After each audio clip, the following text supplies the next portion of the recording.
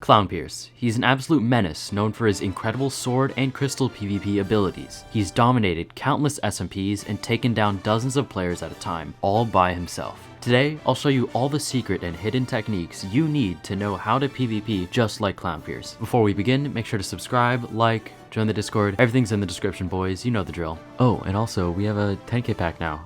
Just quick side note, I guess. Go check it out. Yeah, enjoy, I guess. Go download it. With all this out of the way though, let's begin. Starting off in Clown's early YouTube career, he gained a lot of traction from beating up people on various SMPs. One underrated strat he demonstrates in all of these is super fast-paced play in the early game. Although his PvP skills are extremely good, if ClownPierce just gets stupidly rich from diamonds and netherite, how are you supposed to kill him, even if you're theoretically a better PvPer? I literally don't care how good you are. If you're chilling in 0 drip iron armor and then Clown pulls up in fully enchanted diamond just 30 minutes into an SMP, you're definitely gonna lose. So that's exactly what he does, like here in this How I Dominated This Minecraft SMP video. He uses villager trading to get lots of books and gets god enchants after just one day of playing. He also uses bowl and diamonds, a very well-known strategy to get full diamond armor and weapons within a really short amount of time. Still, I'm just talking about his survival skills here. No one really cares, to be honest. So let's get into his actual PvP in his early SMPs and civilization events.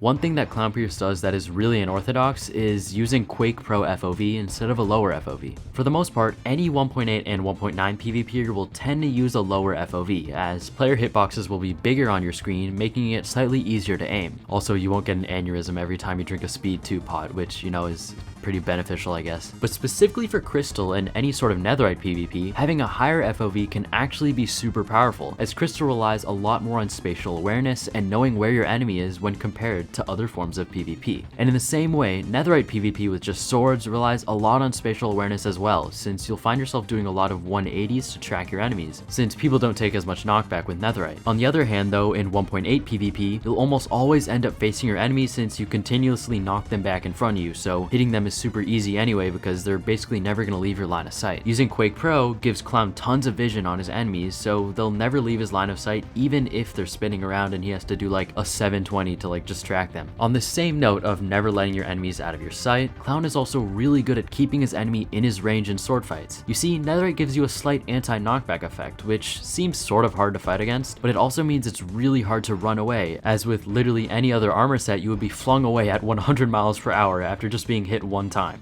For example, in his final Ryzen SMP video, he uses this strategy and focuses one player at a time to whittle down his opponent's numbers from a 1v3 all the way down to a 1v1. Notice how in the clips he literally just ignores the two dudes stabbing him in the back and just crits out one guy at a time. Netherite's anti-knockback properties work for him since he can reliably crit spam his enemy without getting knocked out of the way, and also his target doesn't move at all, so Clown can easily crit them out while they're trying to run. He even does this exact same targeting strategy in his early lifesteal days, taking on a huge fight and winning by just pearling after his enemies and focusing one person at a time. Remember, Strength 2 is literally the single most broken item in new versions of the game, giving you 260% damage attacks. So by simply splashing a couple of these down in a fight, he reliably wins a 1v4. One thing of note is that he usually doesn't pick his first target arbitrarily. Sometimes he'll brawl in a pile with everyone before randomly critting out someone who showed signs they were low, such as them trying to disengage from a fight or trying to eat a golden apple. For example, in this fight here, he stops targeting the player he's fighting and switches to a random guy in diamond armor since that guy's literally a free kill. He will also sometimes target less skilled players since it's much easier to drop someone if they're an inexperienced player that doesn't know how to heal correctly. I know it sounds kind of weird, but if you play the game enough, it sort of gets really easy to know if someone's good just based on their name and skin. This may be discriminatory to some newer players, so I'll proceed with caution here, but if they have a name that has a year in it, such as anything that is past 2010, or they have the word kid in their name, the word awesome, or like any like childish sort of name, yeah, well then they're usually bad because they're 3 years old. I don't support bullying, but every single Bedwars sweat has done this before when they're Q dodging. And if you're on an SMP with randoms, it'll definitely be beneficial to know about how skilled your enemy is before you engage with them, so just keep this in mind. I'll keep it real though, I have no clue if any of this applies to ClownPierce. This is just my personal tip, but all you need to know is target the people that suck, target the people that are broke, and also target the people that are low, just like the real world. That's a lie, don't do that please. Lastly, he disengages really well with ender pearls without letting himself drop below half health, health, and then eats 2 gapples instead of just 1 whenever he needs to. Even when you're full on hunger and health, eating an extra golden apple will give you extra saturation during the fight, which will heal you a ton in the long run. When you're literally the Jeff Bezos of a Minecraft server and you can afford over a stack of golden apples, it's definitely worthwhile to chug an extra gapple every once in a while to give yourself that extra health regen, since you're probably not going to run out anytime soon. Basically, just gorge yourself with a shit ton of food and just sort of tank all the hits if you're really rich. Alright, but so far I've gone over his general sword PvP in early SMPs. How about his PvP on newer servers, such as the deadliest SMP, the Lifesteal SMP? Here, just like I stated earlier, he tends to get super stacked early game, getting fully enchanted netherite before PvP is even enabled just 24 hours after the server was released. The thing is, after a while, practically everyone gets super geared and ends up with full netherite as well, so Clown isn't able to rely anymore on his good early game skills. Here's where his true talents shine though, in his absolutely insane PvP skill in fair fights.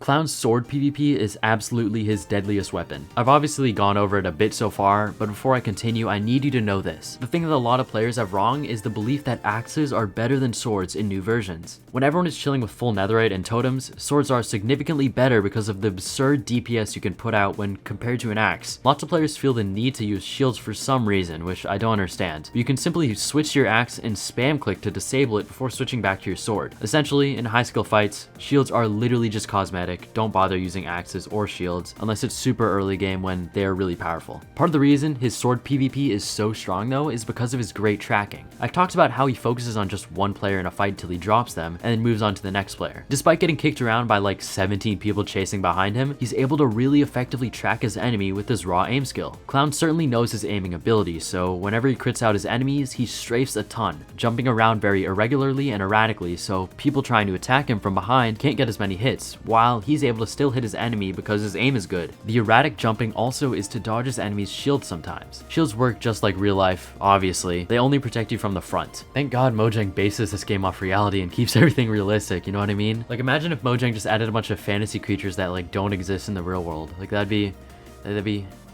kind of weird. A lot of new players don't seem to understand this and they'll just hold right click and assume they're literally in creative mode and just won't take damage because they have a shield up. You can actually hit someone while you're right on top of them and when you're even behind them if they have the shield up. So Clown will strafe and jump around a lot to dodge his enemy's attacks as well as to get around the enemy's shield. As for how to improve your aim for these techniques, this is one of those things that I can't explain very easily. All I can tell you is that practice makes perfect if you want to improve your aim. My biggest tip for getting better aim though is to find the right sensitivity right away through slow interval changes over a large period of time. Start with something low, then maybe go up by 5 to 10 on the Minecraft setting menu every single day until you hit something more comfortable. After that, just do duels in Hypixel or any practice servers instead of doing aim labs or other outside games. I literally don't understand why people bother playing a whole different game to improve their aim. You'll usually get burnt out very quickly since games where you just practice aim exclusively just run simulations and you'll almost never get into those exact situations when you're actually playing the game. Another thing that Clown has mastered is staying in the range of his enemy. I sort of touched on it earlier, but to expand on this idea, whenever you crit in newer versions, you need to let go of W or press S while holding W to stop sprinting, or else you won't end up critting them and you'll only do normal damage. Because of this small change in movement, chasing down an enemy that's just running can be super hard, as they might just get out of your reach if you miss your crit and let go of W temporarily. Because of this, Clown has gotten really good at knowing when he's truly in his opponent's range, so he never makes that mistake and lets his opponent get away. Also, he's very good at knowing whenever he should be critting and when he should just hit his opponent normally. Lots of new players hear about critting and literally only do that all the time. Like they'll literally just hold spacebar and flop around like some sort of disabled kangaroo. It's kind of sad.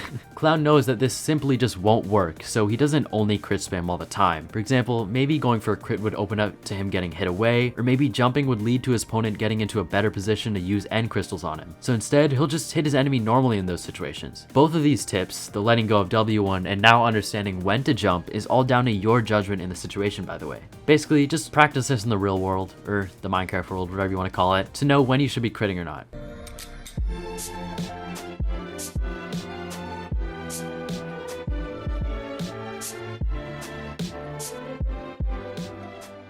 Just Just to quickly go over the basics of crystal PvP, if you don't know, you need to put the crystal below your enemy to do the most damage. So essentially you just need to get as low as possible when you're fighting your enemy. Getting good at hit crystaling, which is exactly as it sounds, is extremely important. Basically you just hit your enemy, then place an obsidian and a crystal, and then explode it, all before your enemy hits the ground. Thankfully, it's easy enough to practice by just filling your inventory with loads of end crystals and obsidian in a flat world. Just practice the keystrokes on random mobs you find. After just a bit of practice, these combinations become second nature. Also, hitting your enemy with slow falling arrows is a good way to get around this and give you a bigger window to kill them. A big tip for newer players is that you don't need to click the top of the block to place the crystal. All you need to do is click anywhere on the actual obsidian, not just the top part. Also, the end crystal hitbox is much bigger than just one block, meaning it stretches out in all directions and is actually really large. So even if your aim is dog water, there's literally no way for you to miss it since it literally covers like 2/3 of your screen sometimes. Another thing that Clown is very good at is his use of ender pearls. I've already touched on how he's great at chasing down his enemies with pearls, but in crystal PvP, pearls are used in a very different way from normal PvP. Usually he uses them to quickly back up if he's in a bad position, or to aggressively pearl into a better position where he has low ground. This is completely different from literally every other kind of PvP, since to be aggressive you would usually just pearl directly on top of your enemy, but in crystal sometimes it's better to pearl in a completely different location from them if it gives you a positional advantage. A fight can end in an instant if someone just gets the jump on you and spam crystals you from below your feet, so pearling on top of someone is not ideal since you'll basically just become a Chernobyl victim if you mess this up.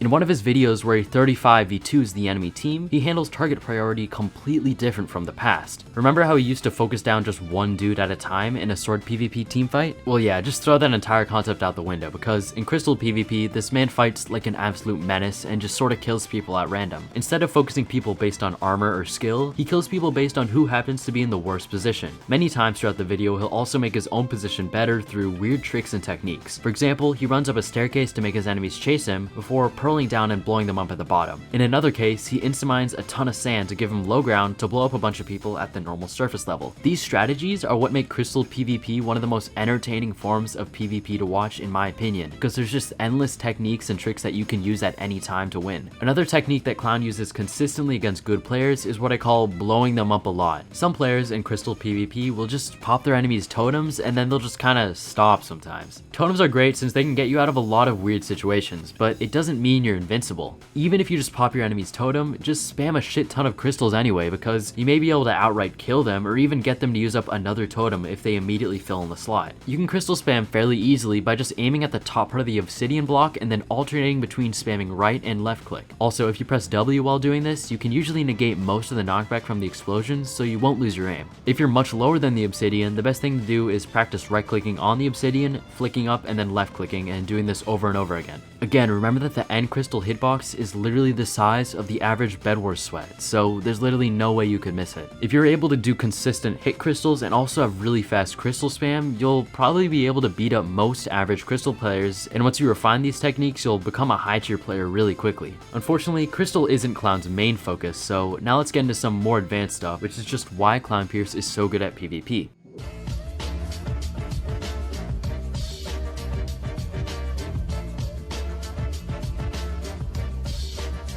One of the last things I'd like to talk about today is how ClownPierce uses pure fear to win fights. I talked about this same principle in my Technoblade video, by the way, rip to the legend. That man literally made my career, and as well as my entire sense of humor. For example, in one video here, Clown gaslights and girl bosses his enemy and forces them to take off their clothes. Okay, wait, that doesn't sound right. By forcing them to remove their armor, giving them the ultimatum that, do you think you could escape me? Take off the armor.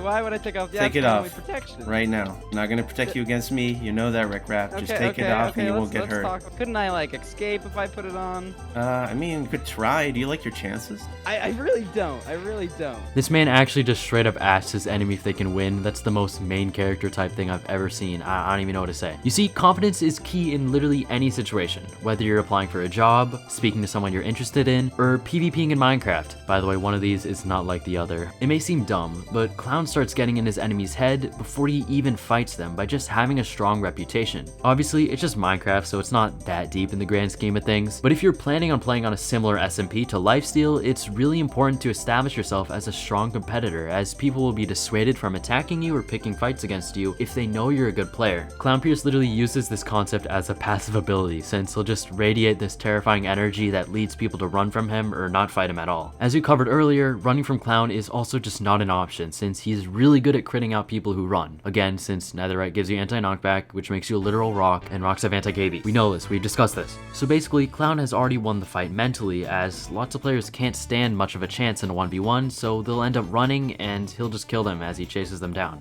A lot of really talented PvPers just rely on their PvP skill alone, which is good obviously, do your own thing. But Clown uses his brain and finds outside of the box ways to take advantage of other players and dominate his SMPs. Now for my final tip of the video, how should you counter ClownPierce if you end up facing him? Well, if you ever get in a fight with him or someone on a similar level, the best way to beat him is to avoid running and stocking up on a ton of heals. Clown is at his best when his enemy is running away. So if you're in a team fight, try to hide behind your enemies and have them tank the hits while you heal up behind them. If you can take him, or anyone that's as good as him, in a 1v2 or 1v3, you can probably win with good communication. Yes, his sword and crystal PvP is quite dominant, but with pretty good strategy and communication, it should be light work. All this being said, just try your best in the 1v1 and pray to God or something, I don't even know, man. Even with all this knowledge from this video, I am certain that I would get rolled by him and anyone that's actually good at crystal PvP. Yeah, I would not stand a chance, okay? Again, practice makes perfect, so just keep grinding and see if you get the mechanics down and improve slowly over time. With all this being said, thank you so much for watching, gamers. I'm happy to be back on the YouTube grind set. It's summer for me, so I'll try to make more videos, by the way. Yeah, make sure to like, sub, join the Discord, you know the drill. Anyway, thanks for watching, boys, and I'll see you guys next time.